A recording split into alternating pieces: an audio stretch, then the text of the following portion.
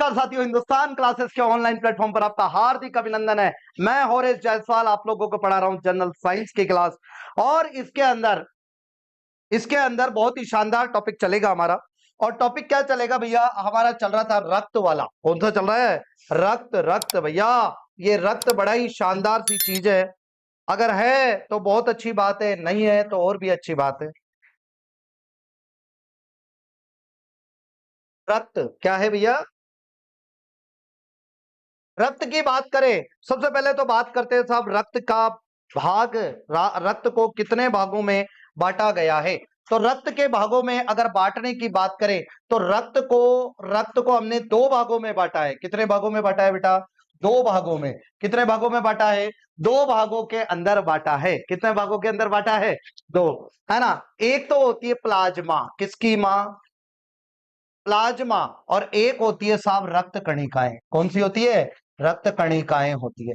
एक तो होती है प्लाज्मा और एक होती है रक्त कणिकाएं होती है। अगर बात करें प्लाज्मा की, तो प्लाज्मा जो भाग है वो 55% होता है। प्लाज्मा भाग कितना परसेंट होता है ना। और ये जो रक्त कणिकाएं होती है ये 45% भाग होता है। कौन सा भाग होता है? 45% भाग होता है।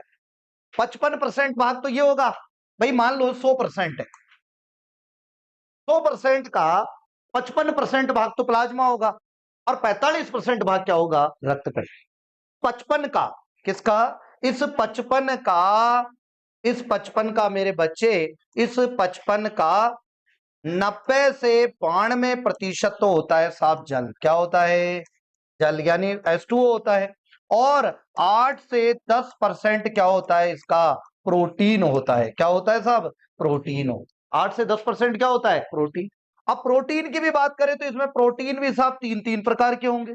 प्रोटीन भी कम नहीं होते हैं अजी, प्रोटीन भी कितने होते हैं? तीन होते हैं। कितने होते हैं? तीन प्रोटीन होते हैं। अब तीन प्रोटीन कौन सा है? पहला होता है एल्ब्यूमिन, दूसरा होता है ग्लोब्यूलिन, और तीसरा कौन सा है भैया? फाइब्रिन। तो कितने प्रोटीन पाए जाते हैं यहां पर? तीन प्रोटीन पाए जाते हैं। एक एल्ब्यूमिन, एक ग्लोब्यूलिन और एक कौन सा होता है? फाइब्रिन प्रोटीन पाया जाता है। अब इन प्रोटीन का अगर बारे में बात करें तो इनका कार्य क्या है? कार्य भी जरूरी है।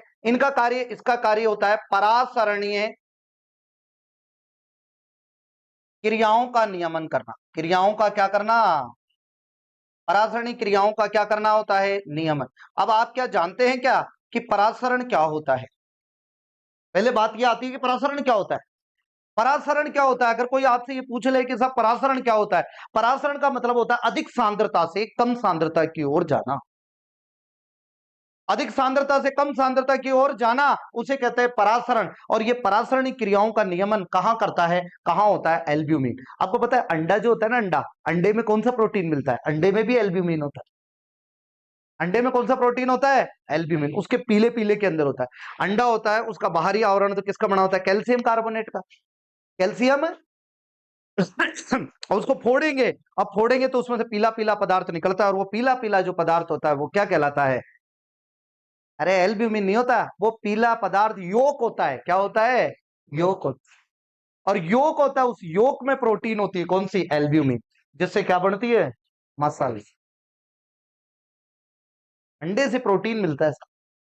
लेकिन ये नहीं अगर आप चाहो आप वो भुज्जी बना के खाओ, आप वो पराठा बना के खाओ, क्या कहते हैं उसको, जो भी वो पराठा होता है, हाँ जो भी होता है, आमलेट वगैरह, अगर आप वो बना के खाओ तो उससे आपको प्रोटीन नहीं मिलेगा।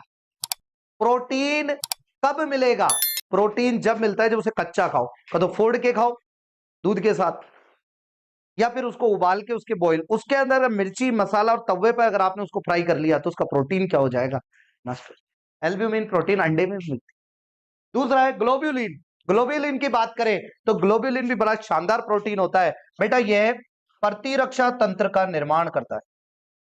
प्रतिरक्षा तंत्र का क्या करता है? निर्माण करता है। जानते हो क्या होता है प्रतिरक्षा? आपके शरीर की इम्यूनिटी पावर, आपके शरीर की जो इम्यूनिटी होती है, आपके शरीर का डॉक्टर होता है ये। और इसको बढ़ाने, इसको, ये जो डॉक्टर होता है ना, जो वो कौन होता है? आपका प्रतिरक्षा तंत्र।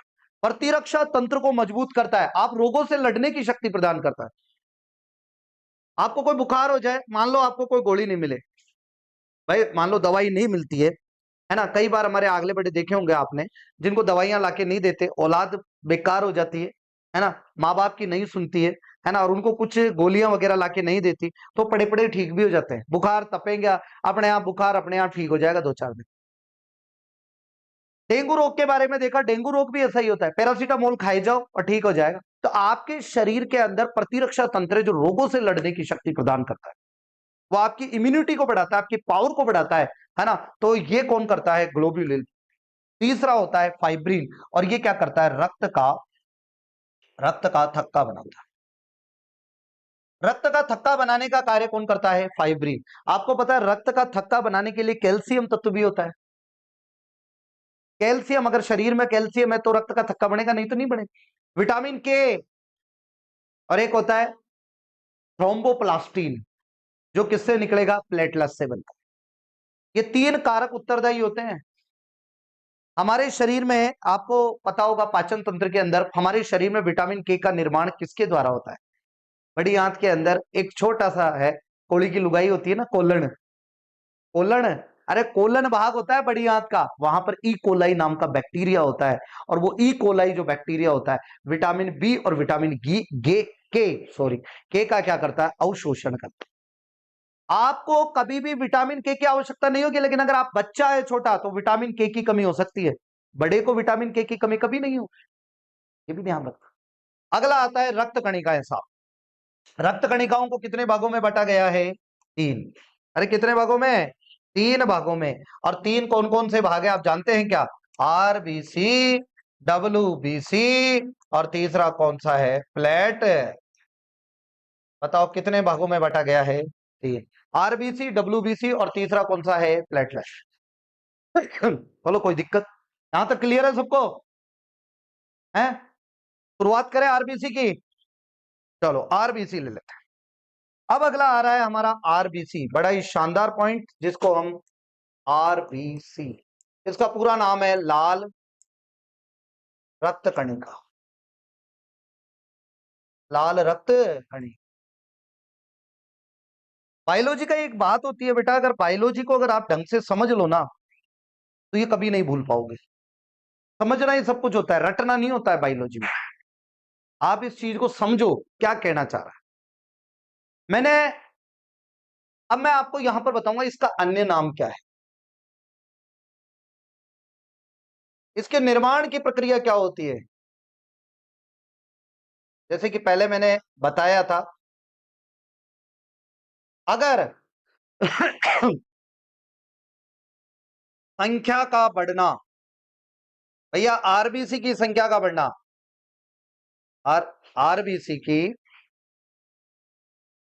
आरबीसी की संख्या का बढ़ना, काय का बढ़ना क्या कहलाता है? आरबीसी की संख्या का घटना,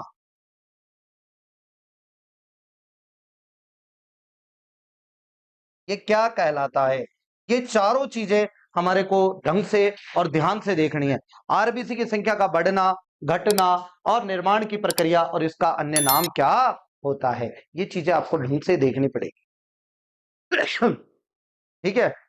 क्या होता है देखो, अन्य नाम क्या होता है आरबीसी का? आरबीसी का अन्य नाम होता है इरिथ्रोसाइट्स। मैंने कहा जिसके पीछे लगे साइट्स, अरे वो क्या कहलाता है? अन्य नाम। क्या कहलाता है? अन्य नाम होता है। जिसके पीछे लगे साइट्स वो क्या होता है? और निर्माण की प्रक्रिया कहलाती है इरिथ्रोपोइसिस।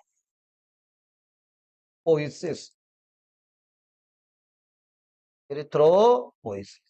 अगर आरबीसी की संख्या बढ़ेगी तो उसे कहेंगे इरिथ्रोसाइटोसिस। इरिथ्रो, जिसके पीछे लगा हो साइटोसिस, वो होता है संख्या का बढ़ना। और आरबीसी की संख्या का घटना क्या कहलाता है? इरिथ्रोपोइसिस। क्या कहलाता है? अच्छा जी, पीनिया लगा लो तो। इरिथ्रा, इरिथ्रोपीनिया, मतलब जिसकी संख्या घटती है उसके पीछे क्या लगा रहेगा? पीनिया, और जिसकी संख्या बढ़ती हो साइटोसिस, और जो निर्माण की प्रक्रिया पोइसिस, और साइट्स मतलब क्या होता है। ये आरबीसी के बारे में, किसके बारे में, आरबीसी के बारे में और बात करूं तो देखो देखो आरबीसी का निर्माण, निर्माण कैसे होता है साहब, निर्माण की बात करें, किसकी बात करें, तो निर्माण का प्रारंभ कैसे होगा, निर्माण का प्रारंभ, निर्माण का प्रारंभ कैसे होगा, भ्रूणीय अवस्था में किससे निर्मित होती है, भ्रूणीय अवस्था में निर्माण, और वयस्क में, जब आप एडल्ट हो जाते हैं तो वयस्क में इसका निर्माण कैसे होता है, तीन चीजों से। निर्माण का प्रारंभ होता है योग से, कैसे होता है, योग जानते हैं, व्हाट इज दिस योग, क्या होता है ये, योग होता है बच्चा पैदा होता है, वो भी तो अंडे में ही होता है। अरे स्त्री के दो गर्भाशय होते, गर्भाशय होता है एक, उसमें एक तरफ से एक अंडा निकलता है, फिर अगली बार दूसरी से, फिर एक से, फिर इससे, फिर इससे, फिर इससे, फिर इससे, तो ये दो अंडे होते हैं। और अंडे के अंदर क्या होता है, एक पीले रंग का पदार्थ होता है जिसे कहते हैं योक, क्या कहते हैं। तो आरबीसी का निर्माण का प्रारंभ किसके द्वारा होता है, और फिर जैसे ही बच्चा मां के गर्भ में आता है, कहां आता है, मां के गर्भ में, और जब मां के गर्भ में बच्चा आता है उसे कहते हैं भ्रूणीय अवस्था। कौन सी अवस्था, 9 महीने तक भ्रूणीय अवस्था में। और उस समय ये किसका, किसके द्वारा होता है इसका निर्माण, यकृत के द्वारा, किसके द्वारा, यकृत यानी कह सकते हैं हम लीवर, किसके द्वारा, और वयस्क अवस्था में किसके द्वारा होता है, लाल अस्थि मज्जा द्वारा, किसके द्वारा, यानी रेड ब्राउन मेरू के द्वारा, यानी लाल अस्थि मज्जा के द्वारा किसका निर्माण होता है, किसका, आरबीसी का। तो हमारे में किसके द्वारा हो रहा है, लाल अस्थि मज्जा द्वारा है। प्रारंभ कहां से हुआ था, योग से, और गर्भ में कहां से हुआ था, इसके। तो ये सारी चीजें इसके निर्माण की प्रक्रिया है जो मैंने आप लोगों को बताई। बोलो समझ में आया ये। आगे देखेंगे, आगे देखेंगे, देखो आरबीसी की उत्पत्ति कहां से हुई है, मीजोड्रम से, कौन से ड्रम से। अब क्या होता है, ये तीन अवस्थाएं होती है, एक्टोडर्म, एंडोडर्म, मीजोड्रम। ये क्या होती है, स्तर होते हैं त्वचा के, एक्टोडर्म की, एंडोडर्म होता है, मीजोड्रम होता है, साइंस वाले बच्चे हो तुम जानते ही हो कि भाई एक्टोडर्म, एंडोडर्म और मीजोड्रम होता है, इनसे होती है।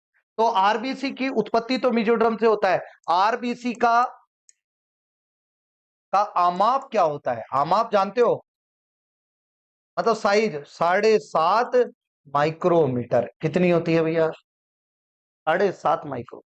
अगर मैं कहूं इसका आकार क्या होता है, आरबीसी का आकार जानते हो मेरे बच्चे, आकार की बात करें तो भैया आकार भी दो में होगा, एक तो होता है स्तनधारी, कौन से धारी, स्तनधारी जानते हो, गाय भैंस भेड़ बकरी लड़ी छड़ी सूढ़ी गंडकड़ी ऊंदरी, ये सभी कौन है, स्तनधारी, कौन है।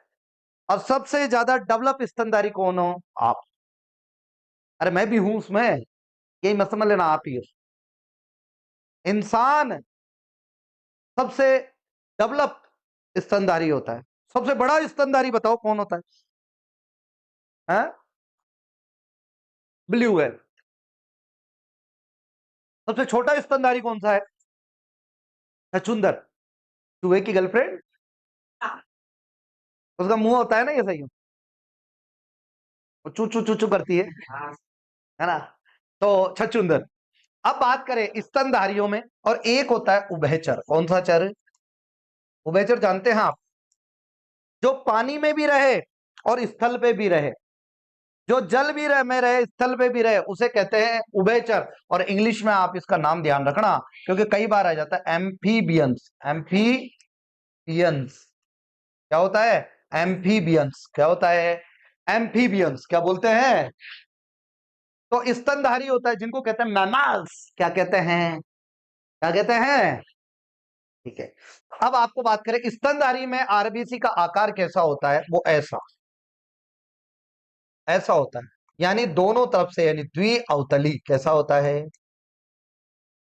और अगर बात करें उभयचर में कैसी होती है मेरे बच्चे, ऐसी होती है, इसको कहेंगे द्विउत्तली। क्या होती है, अरे कैसी होती है।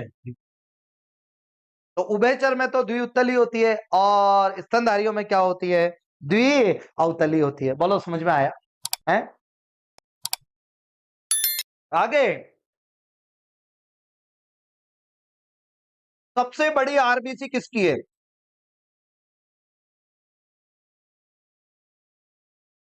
मेंढक की होती है सर। मेंढक किसकी होती है, मेंढक। सबसे छोटी आरबीसी किसकी होती है, सबसे छोटी आरबीसी होती है मृग कस्तूरी या कस्तूरी मृग की। कौन सी तूरी, कस्तूरी मृग। क्या होता है ये कस्तूरी, ये ऐसा मृग होता है, अरे ऐसा मृग मतलब ऐसा हिरण होता है जिसकी नाभि में कस्तूरी होती है। कस्तूरी इतनी सुगंधित पदार्थ है, अगर देख लो ना, जैसे अभी एक आध बच्चियां कई बार वो लगा के आ जाती है, क्या फुसफुस, अरे ये परफ्यूम की तो थोड़ी देर बाद में गायब भी हो जाती है, इत्र की भी गायब हो सकती है। इत्र जानते हो, जानते हो। लेकिन जो ये कस्तूरी है, इतना सुगंधित पदार्थ है, हिरण उसे सूंघता है और उछल कूद करता है, किधर से आ रही है, इधर से आ रही है कि इधर से आ रही है कि इधर से आ रही है। वो बड़ा व्यतीत होता है कि पता नहीं कहां से आ रही है खुशबू, और उसको ये नहीं पता उसके कहां से आ रही है नाभि। अब उसको पता बता क्या आएगा, तो समझा तू उसको जाके है भाई। सबसे बड़ी आरबीसी मेंढक की होती है, सबसे छोटी आरबीसी किसमें होती है, कस्तूरी मृग की होती है। तो मैंने आप लोगों को ये पढ़ाया है ना, मजा आया होगा। ठीक है, कोई दिक्कत। अगला, अगर बात करें संख्या की, बात कर लेते हैं, जैसा कि मेरे बच्चे कह रहे हैं कि संख्या क्या है। देखो, एक तो होती है नर, एक कौन होती है, नर, जानते हो ना नर को, और एक होती है मादा। कौन सी दा, तो नर और मादा। नर में बात करें तो नर में 50 से 55 लाख प्रति घन mm होती है, मिलीमीटर। और ये 45 से 50 लाख प्रति घन होती है। भाई स्त्री, अगर स्त्री और पुरुष में 5 लाख का अंतर होता है, ठीक है, कितने लाख का अंतर होता है, 5 लाख। ऐसे कहा जाता है कि स्त्रियों के अंदर हर चीज कम है, बुद्धि की बात करें तो बुद्धि भी कम है, किडनी के वजन की बात करें वो भी कम है, हृदय की वजन की बात करें वो भी कम है, आरबीसी की संख्या भी कम है, लेकिन फिर भी छोरों से ज्यादा टैलेंटेड है। और वो इसलिए है क्योंकि छोरों का तो बीड़ी पीने, सिगरेट पीने, गुटखा खाने, इनमें ही व्यतीत रहते हैं। जबकि जो होते हैं ना लड़कियां, उनका क्राइटेरिया निश्चित होता है। आज लड़का अगर घर पे, अगर मान लो कोचिंग की छुट्टी 7:30 बजे होती है, 7:45 तक अगर लड़का घर पे नहीं पहुंचा, लड़की नहीं पहुंची सॉरी, तो उसके घर वाले ढूंढने लग जाते हैं। जबकि लड़की नहीं पहुंची तो, और लड़का है, कोचिंग की छुट्टी 7:30 बजे हो रही है, 9 बजे तक आता है, और घर पे जाके क्या बोलता है, साहब कोचिंग में एक्स्ट्रा क्लास लगा ले। और गलती से पकड़ में भी आ गए तो पिट लेंगे, पिटने क्या है, अपना तो ऐसे रोज पिटता है। लेकिन लड़कियों को क्या है, थोड़ी चीज, लड़कियां तो कुछ एक कोई होती है, ऐसी होती है, बाकी तो लड़कियों को टाइम से घर जाना पड़ता है। कभी क्लास में लेट हो जाए तो फोन आ जाता है टीचर के पास, साहब सॉरी लेट कैसे हुई। ठीक है, लड़कों का नहीं आता, क्यों, लड़कों का आधा से ज्यादा। अगर आप लड़के जितने भी हैं वो क्राइटेरिया अपना बदले ना, अपना माइंड का मानसिकता बदल दे, ऊपर वाले ने सब चीज ज्यादा भेजी है अपने में। बस ध्यान एक है कि आप ये सांसारिक मोह माया में घुस जाते हो, इसलिए असफल होते हो। आपको क्या करना है, आपको ज्यादा से ज्यादा पढ़ाई में ध्यान लगाना है। तो ये मान लो लड़कियां कहीं भी ना लगे कि तुम्हारे, कितना ही कोशिश कर लेना, लड़कियों से तुम काफी आगे निकल जाओ। भगवान ने बहुत सी चीजें अपने पास बहुत ज्यादा आगे ज्यादा भेजी है? हर चीज ज्यादा है अपने पास।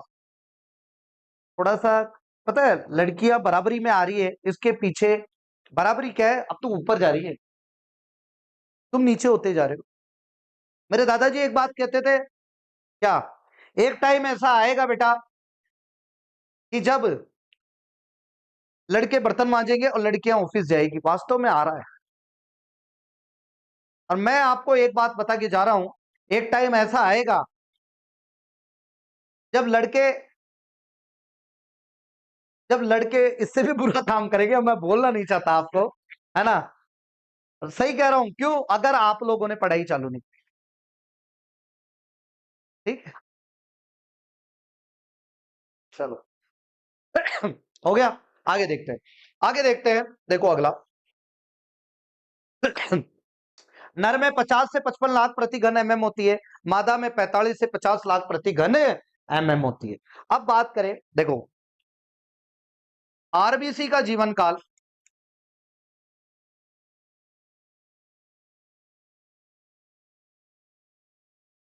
120 दिन का होता है। अरे कितने दिन का होता है? और 120 दिन के बाद में क्या होती है? अजय 120 दिन के बाद में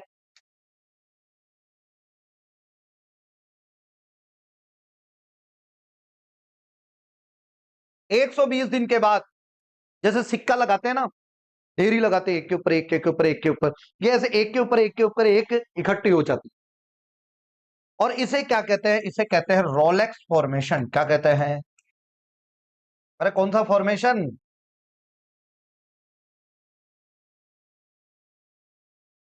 है ना। 120 दिन के बाद ये प्लीहा के अंदर, कहां पर?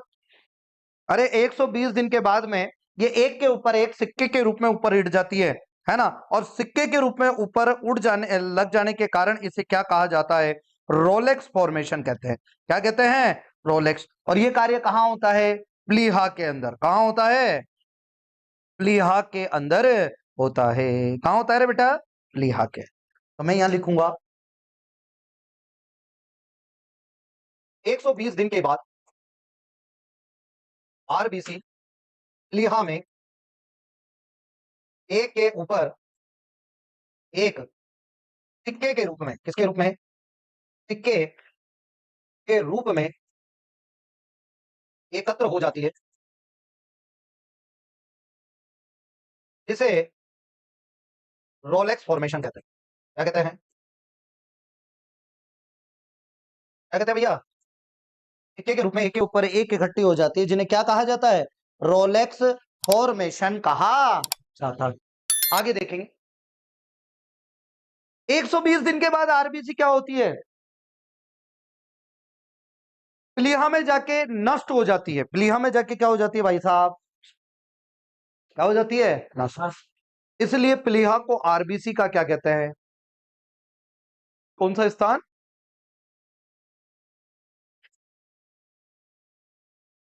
120 दिन के बाद आरबीसी प्लीहा में जाकर नष्ट हो जाती है।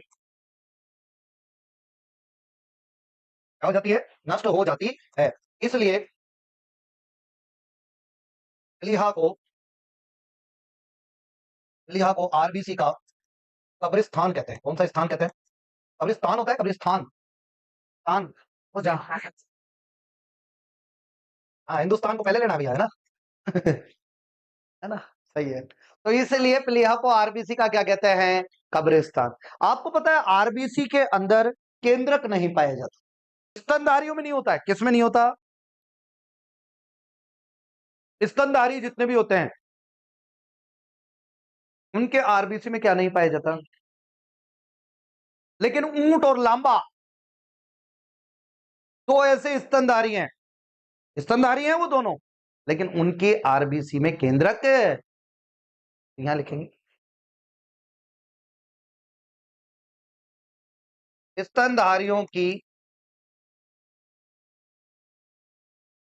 आरबीसी में, अरे स्तनधारियों के आरबीसी में क्या केंद्रक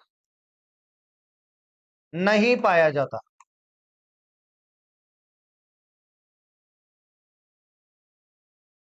लेकिन यहां पर अपवाद की बात करें, काय की बात करें, नॉट की बात करें, ऊंट व लांबा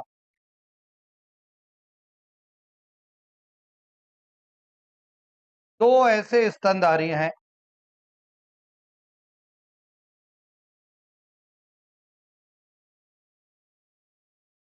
जिनकी आरबीसी में क्या पाया जाता है, केंद्रक पाया जाता है। क्या पाया जाता है बेटा, बोलो, समझ में आया कि नहीं आया, कोई दिक्कत?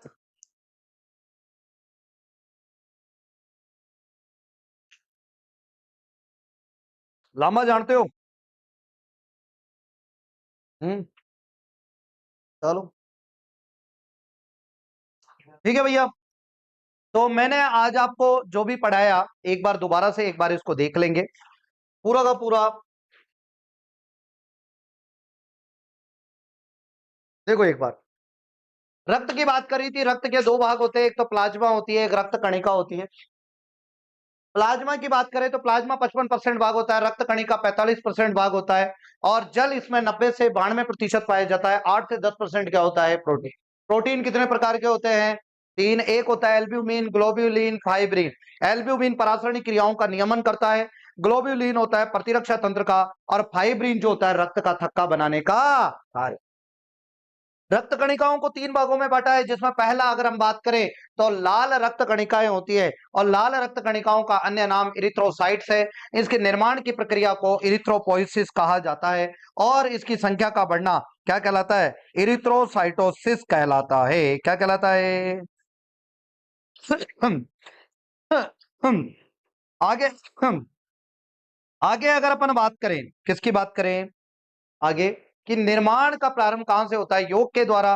भ्रूणीय अवस्था में इसका निर्माण किसके द्वारा होता है, लीवर के द्वारा। और वयस्क अवस्था में इसका निर्माण लाल अस्थि मज्जा के द्वारा होता है। आगे बात करते हैं, अगर आरबीसी की उत्पत्ति करें तो आरबीसी की उत्पत्ति मीजोड्रम से होती है। इसका माप 7.5 माइक्रोमीटर होता है, और आरबीसी का आकार स्तनधारियों में तो द्विअवतली होता है, दोनों तरफ से अवतल होता है। और अगर बात करें उभयचरी में तो एम्फीबियंस में तो ये कैसा होता है, द्विउतली होता है। मैंने आपको कहा है कि सबसे बड़ी आरबीसी मेंढक की होती है, और सबसे छोटी आरबीसी किसकी होती है, कस्तूरी मृग की। ऐसा मृग होता है जिसकी नाभि में क्या होती है, कस्तूरी, है ना। संख्या, इसकी संख्या नर और मादा में देखते हैं। कई लोग सोचेंगे साहब उसके अंदर कितनी होती होगी, किसमें, है ना। तो अगर बात करें उसके अंदर, बेटा उसके अंदर भी लगभग इसी के बराबर होती है, जितनी महिलाओं में होती है लगभग उसी के बराबर होती है। आप ये मत समझ लेना उसमें कुछ अलग होती होगी। अरे, अगर किन्नर की बात करें तो किन्नर के अंदर केवल लिंग गुणसूत्र नहीं होते, जो एक्स एक्स होते हैं और एक्स वाई होते हैं वो नहीं होते। 44 गुणसूत्र से शरीर का निर्माण होता है। 44 गुणसूत्र तो हर किन्नर में होता है, चाहे वो गे हो चाहे किन्नर हो, ये सब होती है, ऐसी कोई दिक्कत नहीं है। महिला किन्नर है तो 45 से 50, और गे है आदमी, गे जानते हो, आदमी की तरह होता है, आदमी हो के आदमी से प्यार करता है, तो वो 50 से 55 लाख होता है नर के अंदर। और बात करें आरबीसी का जीवन काल 120 दिन का होता है, और आरबीसी 120 दिन के बाद सिक्कों के रूप में एक के ऊपर एक इकट्ठी हो जाती है, जिसे क्या कहा जाता है, रोलेक्स फॉर्मेशन। और ये हमारा लास्ट वाला पेज था कि आरबीसी 120 दिन के बाद में आरबीसी प्लीहा में एक के ऊपर एक सिक्के के रूप में एकत्रित हो जाती है, जिसे रोलेक्स फॉर्मेशन कहते हैं। 120 दिन के बाद आरबीसी प्लीहा में जाकर नष्ट हो जाती है, इसलिए आरबीसी का कब्रिस्तान किसको कहा जाता है, प्लीहा को। और आपका ब्लड बैंक भी है, ये आपके शरीर का ब्लड बैंक। मैं कहूं स्तनधारियों में आरबीसी में क्या नहीं पाया जाता, ऊंट और लांबा दो ऐसे स्तनधारी जिनके आरबीसी में क्या पाया जाता है। तो ये बताओ, समझ में आया होगा आपको, ऐसा मैं समझता हूं। और स्प्लिन, प्लीहा को स्प्लिन भी कहते हैं, तिल्ली भी कहते हैं, SPLEEN, स्प्लिन, तिल्ली भी कहा जाता है प्लीहा। ठीक है, प्लीहा और ब्लड बैंक, बहुत कुछ और भी है, तो प्लीहा के बारे में हम कल पढ़ेंगे। आज के लिए इतना ही है, कल फिर मिलते हैं। नमस्कार, जय श्री श्याम।